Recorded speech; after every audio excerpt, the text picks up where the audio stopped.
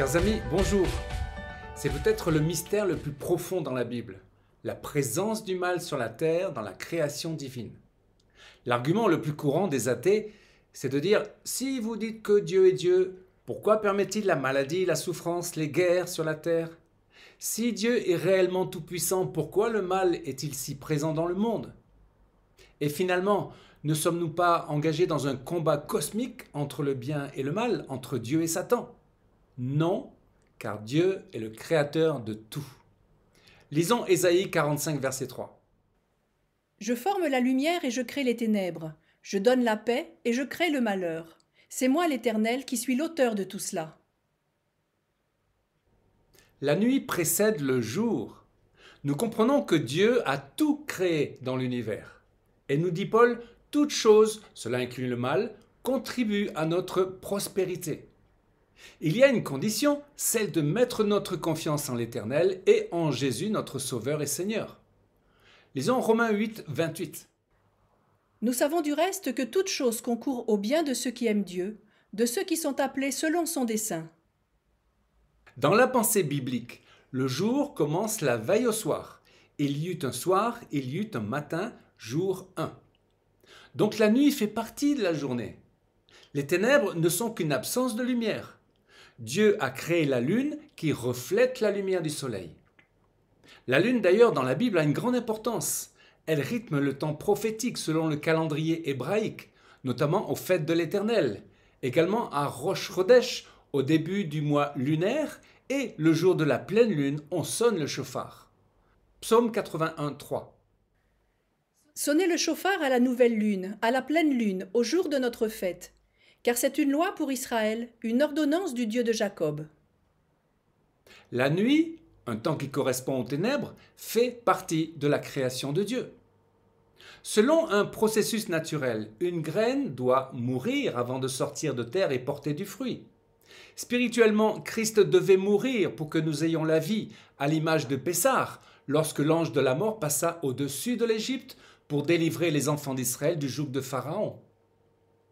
Les amis, Dieu est bon. N'en doutons jamais, Dieu est bon, c'est sa nature. S'il existe des forces du mal, si Dieu a permis que Satan soit le prince du monde, il n'y a aucun doute que Dieu est amour et qu'il veut le meilleur pour l'homme. Mais n'oublions pas, la présence du mal dans le monde permet de connaître ce qu'est la justice divine et le pardon d'un Dieu compatissant. L'Éternel descendit dans la nuée, il se tint là près de lui et proclama son nom. Il passa devant Moïse en proclamant « L'Éternel, l'Éternel, un Dieu plein de compassion et de grâce, lent à se mettre en colère et riche en amour et en fidélité. Je conserve mon amour jusqu'à la 1000e génération. Je pardonne le crime, la faute et le péché, mais je ne tiens pas le coupable pour innocent. » À présent, la faute en Éden. La mort de Christ sur la croix n'est pas un plan B. La chute en Éden n'a pas été une surprise pour Dieu. Cela reste, malgré tout, un grand mystère. Sans le diable et la faute, ou le péché originel en Éden, il n'y aurait pas eu besoin d'un sauveur. Sans la faute du roi David, l'emplacement du temple n'aurait été ni acheté ni sanctifié. Et il est intéressant de lire que, en Chronique 21, c'est Satan qui tente David, alors qu'en 2 Samuel 24, c'est l'Éternel qui pousse David à faire le dénombrement. De la même manière que Dieu a endurci le cœur de Pharaon, Dieu a endurci le cœur des pharisiens pour pousser Pilate à ordonner la mort de Jésus. Les efforts du diable pour faire mourir le Sauveur ont été finalement un tremplin pour l'œuvre salvatrice de la croix. Rappelons-nous aussi, c'est l'Esprit qui a poussé Jésus à affronter Satan. Dieu utilise l'épreuve de la vie, la souffrance, les maladies, qui sont la conséquence d'un monde perverti, pour nous faire grandir. Et quelle que soit l'épreuve, Dieu ne nous abandonne pas. 1 Corinthiens 10, 13. Aucune tentation ne vous est survenue qui n'ait été humaine, et Dieu, qui est fidèle, ne permettra pas que vous soyez tentés au-delà de vos forces. Mais avec la tentation, il préparera aussi le moyen d'en sortir, afin que vous puissiez la supporter. Parlons du dualisme et du marcionisme.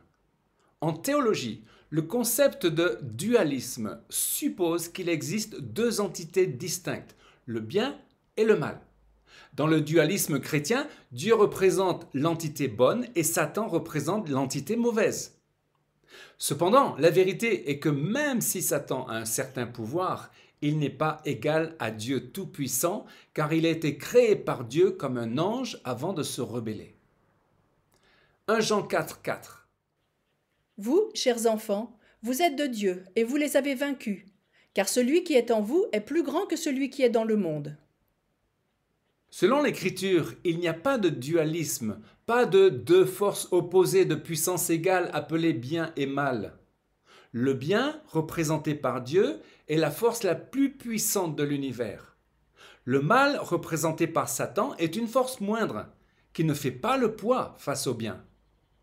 Le mal sera vaincu à chaque fois dans n'importe quel match face à face avec le bien. Luc 4 nous montre comment les tentations de Satan n'ont pas eu de prise sur le Seigneur. Le marcionisme est un courant de pensée théologique dans l'Église primitive, une croyance dualiste issue du gnosticisme, suivant laquelle l'évangile du Christ est un évangile de pur amour, ce qui n'est pas le cas de la loi de Moïse et du peuple d'Israël. En conséquence, l'Ancien Testament est rejeté. Propagé à Rome par un certain Marcion de Sinope au IIe siècle de l'ère chrétienne, cette croyance fut déclarée hérétique par l'Église en 144. Pourtant, de nos jours, nous retrouvons des racines de marcionisme dans les cœurs.